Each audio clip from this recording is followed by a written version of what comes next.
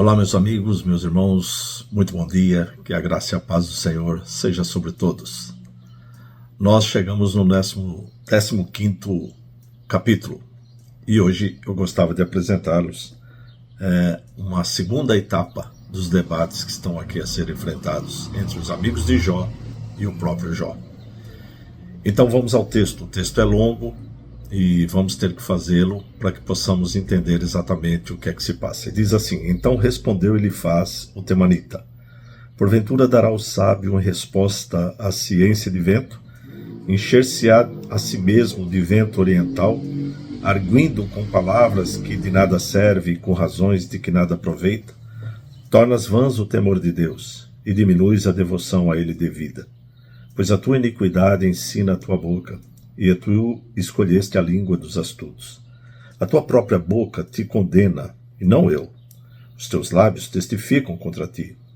És tu, porventura, o primeiro homem que nasceu? Ou foste formado antes dos outeiros? Ou ouviste o secreto conselho de Deus? E a ti só limitaste a sabedoria? Que sabes tu, que nós não saibamos? Que entendes, que não haja em nós? Também há entre nós encarnecidos e idosos, muito mais idosos do que teu pai. Porventura fazes pouco caso das consolações de Deus e das suaves palavras que te dirigimos nós? Por que te arrebata o teu coração? Por que flamejam os teus olhos para voltares contra Deus o teu furor? E deixares sair das tuas palavras da tua boca? Que é o homem para que seja puro? E o que nasce de mulher para que seja justo? Eis que Deus não confia nem nos seus santos, nem os céus são puros aos seus olhos. Quanto menos o homem, que é abominável e corrupto, que bebe a iniquidade como água. Escuta-me, mostrar-te-ei, e o que tenho visto te contarei. O que os sábios anunciaram, que o ouviram dos seus pais e não ocultaram, aos quais somente se deram a terra, e nenhum estranho passou por entre eles. Todos os dias o perverso é atormentado, no curto número de anos que se reservam para o opressor. O sonido dos horrores está nos seus ouvidos, na prosperidade lhe sobrevém o assolador. Não crê que tornará das trevas, e sim que o espera a espada. Por pão anda vagueando, dizendo: onde está? Bem sabes que o dia das trevas lhe está preparado à mão. Assombram-no a angústia e a tribulação. Prevalecem contra ele como o rei preparado para a peleja, porque estendeu a mão contra Deus e desafiou o Todo-Poderoso. Arremete contra ele obstinadamente, atrás da grossura dos seus escudos, porquanto cobriu o rosto com a sua gordura, e criou enxúndia nas ilhargas, habitou em cidades assoladas, em casas em que ninguém devia morar, que estavam destinadas a se fazerem montões de ruínas. Por isso não se enriquecerá, nem subsistirá a sua fazenda, nem se estenderão seus bens pela terra. Não escapará das trevas, a chama do fogo secará os seus renovos, e o assopro da boca de Deus será arrebatado. Não confie, pois, na vaidade, enganando-se a si mesmo, porque a vaidade será a sua recompensa. Esta se lhe consumará antes dos seus dias, e o seu ramo não reverdecerá. Sacudirá as suas uvas verdes como a vide, e deixará cair a sua flor como a da oliveira. Pois a sua companhia dos ímpios será estéril, e o fogo consumirá a tendas de suborno. Concebem a malícia e dão à luz a iniquidade, pois o seu coração só prepara enganos. Muito bem, meus amigos, antes de entrarmos aqui nesse devocional, eu queria dizer que às vezes há um pouco de barulho aqui onde eu estou a viver nestes tempos que estou aqui no Brasil. Portanto, me perdoem, né? Não temos aqui assim uma acústica melhor, então nos perdoem um pouco quando fizer aí algum barulho de moto. Aqui no Brasil há muitas motos, né? Então nos desculpe por isso. Muito bem, Elifaz aqui, um dos amigos de Jó, ele agora começa a ficar um pouco raivoso, né? Ele começa a ficar irritado com Jó, porque eles falam e Jó retruca, né? Jó argumenta que não é daquela forma como eles estão pensando, né? Ou seja, estão bastante contrariados, né? Porque eles entendem que Jó está em pecado e ele argumenta que ele não se vê em pecado, né? Ou seja, eles querem que Jó reconheça uma culpa que ele não possui. E muitas vezes isso acontece conosco nos nossos dias, não é? Às vezes as pessoas querem nos julgar por algo que não sabem, por algo que não conhecem. Muitas vezes pensam coisas sem saber realmente o que é que se passa. Eu sempre digo que o nosso maior confidente, o nosso maior amigo é o próprio Jesus. E somente Ele sabe todas as coisas. Somente Ele é onisciente, onipresente, onipotente. Somente Ele sabe tudo. Mas muitas vezes as pessoas querem nos transmitir certas sabedorias que nem elas podem cumprir. É o que estava a acontecer aqui. E do capítulo 15 até o capítulo 21, os amigos de Jó, então, vão ficar bastante irritados com ele e vão lançar muito mais acusações contra Jó. Aqui já o começa a considerar como um dos ímpios. Não aquele homem que temia a Deus, mas que ele havia se tornado ímpio. E ele, como eu já disse muitas vezes dentro do capítulo, há certas verdades que são colocadas. Muitas vezes aqui, nessas passagens em que ele fala sobre o ímpio, sobre aquele que não teme a Deus, algumas considerações aqui importantes que são verdadeiras.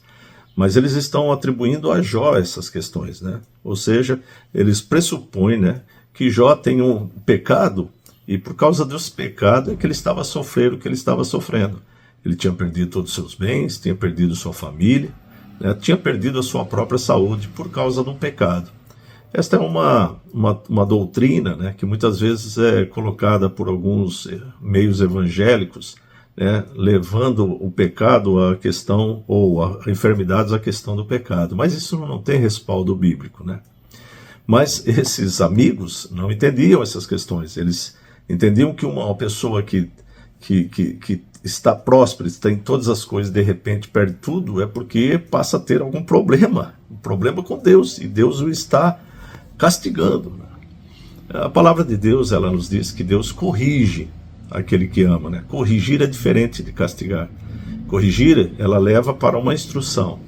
Eu até penso que há aqui algumas questões que vai levar Jó a literalmente ser instruído a respeito de Deus. Mas esse não era o propósito de Deus. O propósito de Deus era mostrar como Jó havia de preservar a sua fidelidade. Nós passamos por momentos difíceis. Talvez você tenha enfrentado dificuldades. Talvez você tenha enfrentado as enfermidades. Talvez você tenha perdido entes queridos e você não compreende por que aquilo aconteceu, por que aquilo se passou. A nossa segurança está sempre em Deus. É ali que nós nos fortalecemos. As enfermidades, elas existem e elas são decorrentes do pecado e não por causa do pecado.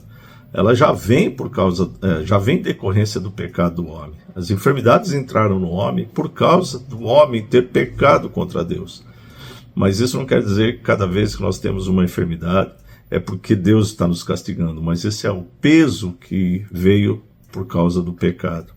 Ou seja, eles entendiam que todo sofrimento presupunha-se um pecado. Então, Jó estava se negando, e ao negar isso, eles entendiam que Jó estava indo contra Deus e até mesmo contra a moralidade. Eles pensavam, bom, se nós falarmos isso, então as pessoas vão começar a pecar livremente, porque elas não terão nenhuma consequência. Muitas vezes há muitas pessoas que pensam dessa forma também. Podemos pecar livremente porque não há consequência. Consequência há. Consequência é um distanciamento de Deus. O pecado, ele existe, e o homem deixa-se levar por causa do pecado. Quando nós encontramos com Deus e quando nós passamos a ter um relacionamento com Deus através de Cristo Jesus, nós passamos a reconhecer que somos pecadores e que precisamos do perdão dos nossos pecados. E isto é a grande mudança. A partir daquele momento, os pecados nos envergonham e envergonham a Deus. Então nós não queremos isso. Nós queremos ter um relacionamento com Deus. Eles começam agora a fazer acusações perigosas, considerando ele ímpio por não se render às suas ditas sabedorias. Eu quero terminar hoje esta rápida ou breve mensagem, a partir do momento em que o texto é longo, dizendo que somente Deus pode literalmente nos julgar por causa das ações que nós fazemos. Eu posso ter pecado ou cometido um erro, cometido uma falta, e eu posso buscar uma orientação, buscar uma ajuda, um aconselhamento, E homens de Deus são usados para aconselhar pessoas, para trazer a reflexão.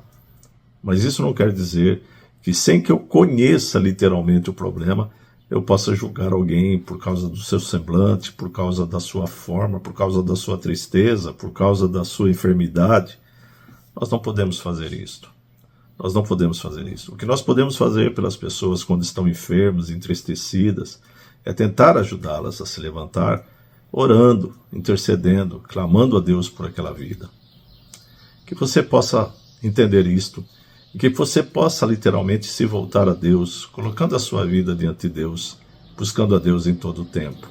Eu sou o pastor Vitor Cordeiro, sou pastor em 2 igrejas aqui em Portugal, e lá em Portugal, a partir do momento que eu estou no Brasil, sou pastor na Igreja Batista de Pombal e também na Igreja Batista de Matos. Temos feito esse devocional para transmitir um pouco de conforto e segurança àqueles que nos ouvem. Se você gostou desta mensagem, se você gostou desse devocional, compartilhe com seus amigos, compartilhe com as pessoas que você ama. Não esqueça também de deixar um comentário. O comentário é sempre muito importante para nós. Comente, deixe aqui a sua mensagem.